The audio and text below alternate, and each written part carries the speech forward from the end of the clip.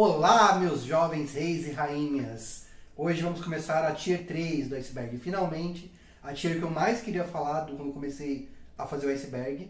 Ela tem as histórias que eu mais gosto dessa parte da mitologia, então eu queria muito fazer sobre ela o mais rápido possível. Infelizmente, ela é muito grande, então eu decidi dividir em 2 vídeos, senão ia ficar muito longo e aí realmente é mais chato de acompanhar ou até mesmo manter o interesse na história toda. Portanto, esse é a parte 1, semana que vem eu lanço a parte 2.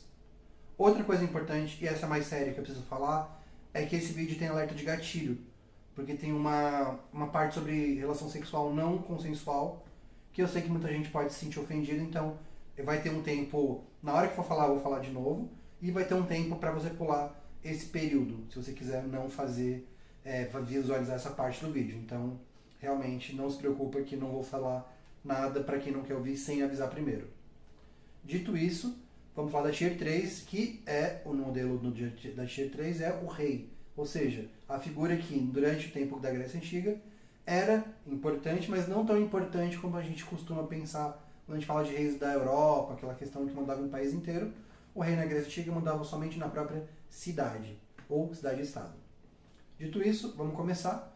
E começando com o primeiro já alerta de gatilho, que vai estar aqui. Esse é o tempo que você vai parar para poder pular o vídeo e continuar a partir da próxima sem pegar nada que você não queira ouvir. Começando agora, dito isso, Zeus é um estu em série. Não vou falar a palavra porque é uma palavra que o YouTube não gosta, mas basicamente quase todas as relações que ele tinha com humanas, de uma forma ou de outra, não tinham real consentimento. Ele geralmente iludia, ou enganava, ou ia com o corpo de outra pessoa, como eu falei no outro vídeo, na história do Hércules. Ele foi para seduzir a Alquimena com o corpo do marido. Em uma história, inclusive, realmente bem pesada, a Danae, que é a mãe do Perseu, que é uma figura mitológica também famosa, é engraçado, mas Zeus foi até ela em forma de chuva dourada. Então, para quem conhece o termo, sabe que é bem engraçado de certa forma. Mas a parte que não é engraçada é que ele muitas vezes tinha esse tipo de subterfúgio para poder obrigar as pessoas que ele queria procriar a fazer de forma sem consentimento. Pulando isso, vamos para o próximo, que é Orfeu e Eurídice. Isso é uma história com um final que poderia ser feliz, mas nem tanto. Basicamente, eles eram um casal, ele era um grande artista, especificamente um artista da lira, tocava essa lira, que é um instrumento de corda antigo. Ele era tão bom, mas tão bom que ela se apaixonou por ele e, eventualmente, eles se casaram. Porém, um dia, ela numa infelicidade, algumas histórias contam que foi uma questão de inveja, outras histórias contam que foi apenas um acidente, ela é picada por uma cobra no calcanhar e morre. Ela morre e ele, louco de dor, louco de fúria porque perdeu a amada, decidiu ir atrás dela no Hades, ou seja, no mundo inferior. Ele vai atrás dela e o humano, quando está vivo, não pode entrar, basicamente. Mas a música dele era tão boa que ele convenceu o barqueiro do mundo inferior a levar ele até Hades. A música dele acalmou o cão de 3 cabeças Cérbero, deixou ele entrar. E lá dentro ele tocou uma música também tão triste e tão bonita que o próprio Hades se sentiu emocionado e decidiu permitir que ele levasse Eurídice de volta para o mundo vivo. Ela voltaria à vida, só que a única condição que tinha era que ela não poderia... ela ficaria atrás dele o tempo todo, ele não poderia olhar para ela, e quando chegasse no mundo exterior mesmo, na parte de fora, ele poderia olhar para trás, e aí, quando ele visse, estariam fora e ela estaria viva com ele. Ele faz o caminho praticamente todo tranquilamente, sem olhar para trás, só que quando mais ele vai chegando perto do fim, mais ele vai ficando desesperado achando que ele foi enganado por Hades e que ela não está lá atrás dele.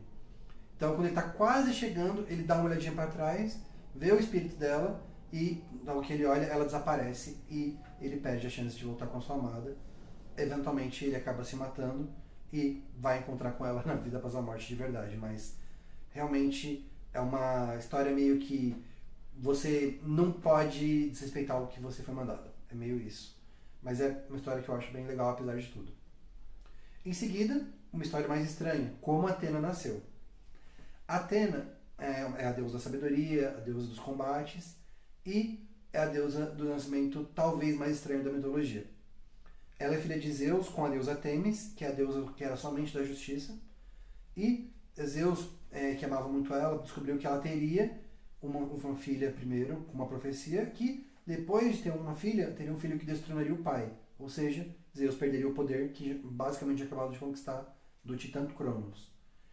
Por isso, ele decidiu que não poderia arriscar, mas como ela já estava grávida, eles dois chegaram a um acordo que ela seria absorvida para dentro dele, e com isso ele ganharia o senso de justiça dela, e Atena ficaria... Atena, que eventualmente aconteceria, aparentemente não existiria. Só que depois de algum tempo, ou seja, durante o tempo da gravidez, Zeus começou a experimentar uma dor de cabeça muito grande, ele não conseguia pensar, não conseguia fazer nada. Mesmo Hera olhando assim assustada, não sabia o que estava acontecendo. Ele simplesmente foi correndo direto a uma das paredes do Olimpo, começou a dar cabeçada na parede e, por conta disso, acabou abrindo no meio a cabeça dele. E de dentro da cabeça dele, ele, enquanto estava desmaiado, saiu a deusa Atena, toda vestida de combate, já adulta e pronta para a guerra. Ela estava dançando, inclusive, uma dança de guerra chamada Pirra. E assim nasceu a deusa Atena. E, inclusive, é a deusa mais queridinha do pai Zeus. A Atena tem a próxima história também, que é sobre a Aracne. A Aracne era uma grande tecelã, ela era extremamente famosa na época dela, e, inclusive, ela começou a se sentir tão arrogante por conta disso, que ela começou a dizer que ela era melhor tecelã do que a própria Atena, que também era uma deusa da tecelagem para alguns povos. Digamos que os deuses gregos, eles são bem egoístas, arrogantes e vingativos. Quando Atena ouviu isso, ela decidiu desafiar a Aracne para um duelo de tecelagem, porque ela falou, não tem como uma mortal ser melhor do que eu.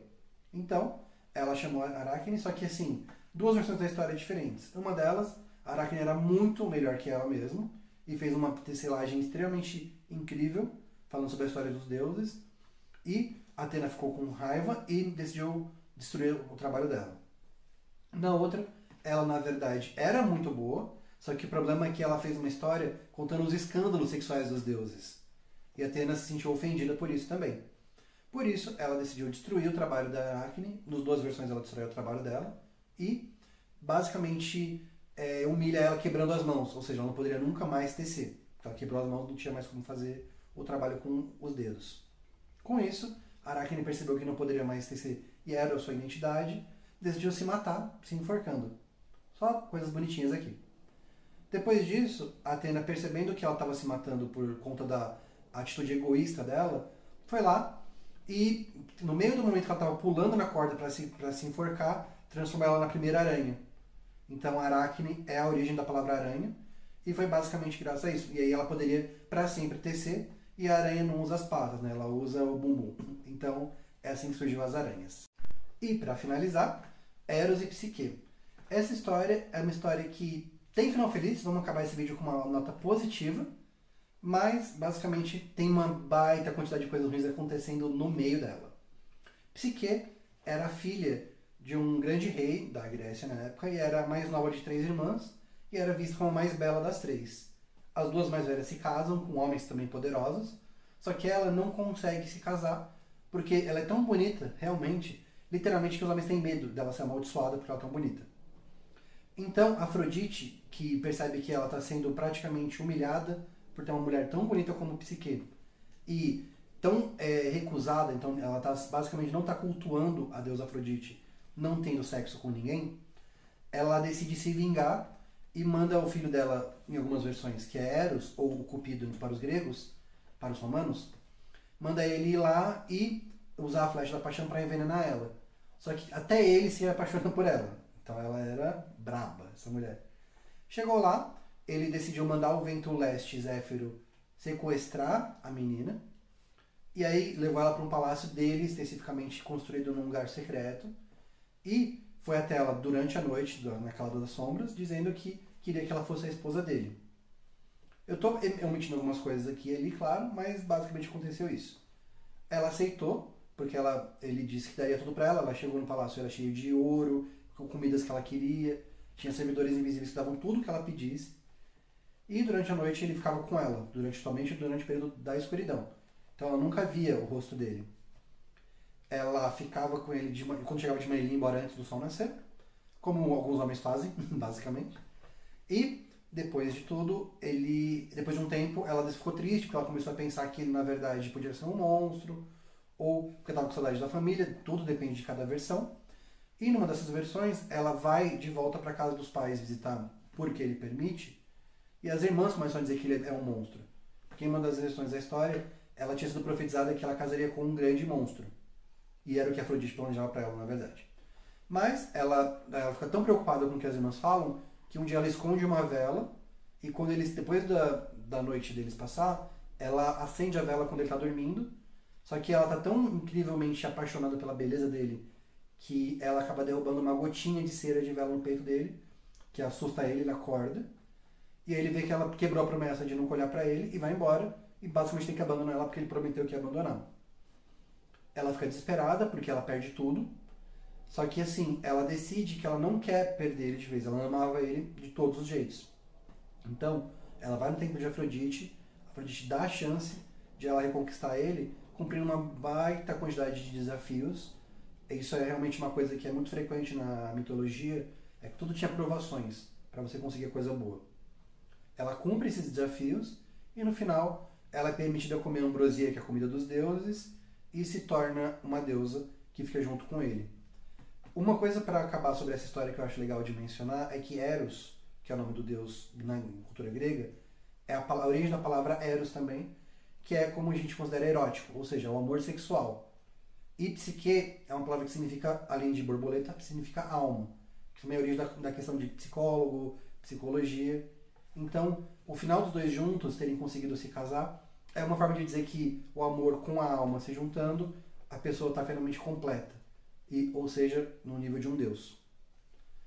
É isso, gente. Muito obrigado por terem assistido até aqui. Como eu falei, teve um final feliz, apesar do começo pesado. Eu quero muito lembrar que vai ter o próximo vídeo semana que vem, então, por favor, continue acompanhando o canal. Deixa o like aqui embaixo. Se inscreve se não é inscrito ainda no canal, porque continuaremos ao máximo e vamos acabar esse iceberg bem breve e continuar com novos conteúdos. Muito obrigado e até a próxima.